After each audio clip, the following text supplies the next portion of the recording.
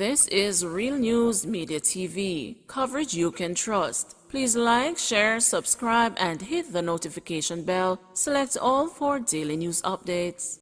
Good evening, my Real News Media TV family. Welcome back to the channel for another news update for July 19, 2023. And in the news this evening, 2 men fatally shot near examination depot in Spanish Town. The bloodletting continues in Spanish Town, St. Catherine, with 2 men being gunned down along Job's Lane this morning.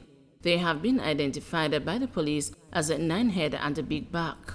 It is reported that about 8 o'clock, explosions were heard in the vicinity of the Spanish Town examination depot. Checks were made and the 2 men were found suffering from gunshot wounds across from the entrance of the depot. It is reported that they were fired on by occupants in a vehicle that drove up. The scene was processed by the cops attached to the St. Catherine North Police Division. The incident is being probed by the police's Major Crime Investigations Division.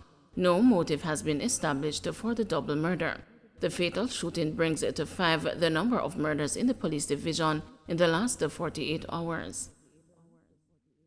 Indicom probes police killing of dog. The Independent Commission of Investigations has launched a probe following the police killing of a dog along the Battersea Main Road in Porous, Manchester on Monday. The firearm of the police constable involved in the shooting has been seized for ballistic testing, the news understands. Reports indicated that around 4:15 p.m., 2 policemen were on patrol duties along the roadway when they signaled a white Toyota Mark X motorcar to stop. One of the cops was walking towards the Mark X when he was attacked by a pack of dogs. Police said as the dogs ran towards him, the cop became fearful that they would cause him harm, pulled his service pistol, and discharged 1 round at the pack. The dogs reportedly fled in different directions. However, a brown and a black dog with white spots fell to the ground near the roadway. It was discovered that it had a gunshot wound to the left side. The police said no member of the police team was injured, neither was there any report of any of the other dogs being injured or any property damaged. Haitians who landed in Portland did not seek asylum, says Morgan.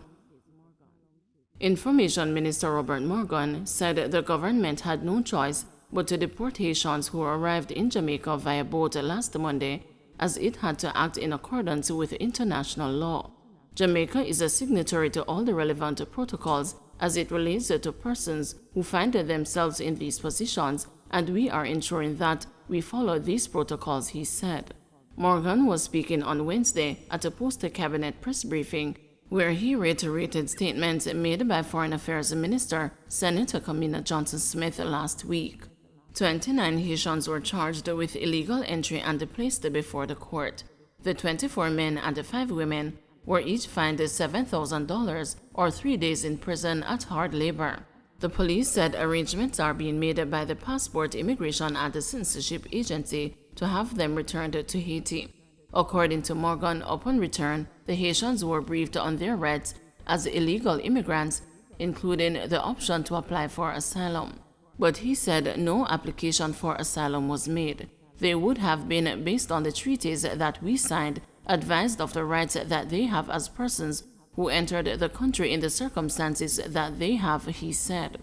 The other thing that we must take into consideration is not to assume that the intended destination of the individuals was Jamaica.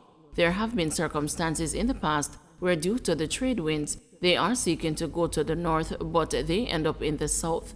I'm not speculating, but because they have not applied for asylum, then a particular process has to take place from the Jamaican government, he added. The minister in the meantime said the action taken by the government will not affect Prime Minister Andrew Holness's advocacy for CARICOM and the international community to work together to address the security and humanitarian crisis facing Haiti. In his latest plea, Holness urged the countries in the European Union to seriously consider contributing financially to the efforts to help alleviate the challenges facing the Caribbean country. As Haitians look to rise up from their adversities and to make their country one of promise and not of continuous conflict, let us take the additional steps needed to bring them hope. Let us deliver through decisive action so that there can be peace, stability, and prosperity for a people that have suffered far, far too long. Let us act now, he said. He made the call while addressing the EU Caribbean leaders meeting on Monday in Brussels, Belgium. 18-year-old woman accused of stabbing 16-year-old boyfriend in the neck. An 18-year-old woman is facing charges of wounding with intent after she allegedly stabbed her 16-year-old boyfriend during an argument in Liberty Valley, Brownstown, St. Anne on Tuesday. Charged is Samoya Reed, a cashier of a Liberty Valley address. Reports from the St. Anne's Bay police are that about 10:30 p.m., Reed went to visit her boyfriend when an argument developed between them. It is alleged that she used a ratchet knife to stab the complainant in the neck. The injured teen was assisted to the hospital where he was admitted. Hours later, Reed turned herself into the police where she was charged. Her court date is being finalized. Tattoo artist charged with a fatal stabbing of Portland businessman. Detectives from the Port Antonio Criminal Investigations Branch arrested and charged a tattoo artist for the stabbing death of a man on Harbor Street in Portland on Monday. The deceased has been identified as 56-year-old Robert Grant, a businessman of Harper Lane, Port Antonio in the parish. Charged is 28-year-old Rich Don Rama, otherwise called Gaza, of Red Hassel Road in Port Antonio, Portland. Reports are that about 4:05 p.m., Grant was conducting business in a store when he was pounced upon by Rama, who was armed with a knife. An argument developed between them and a tussle ensued. During the struggle, Rama inflicted several wounds to Grant's upper body. The police were alerted, and on their arrival, Grant was assisted to the hospital where he was pronounced dead. Quick police action led to the apprehension of Rama in the vicinity of the scene. A knife was also recovered and he was later charged after a question and answer interview was conducted. His court date is being finalized. Widow of slain cop remanded until September 27. Murder-accused Cassian Blair was further remanded following her appearance in the Home Circuit Court this morning.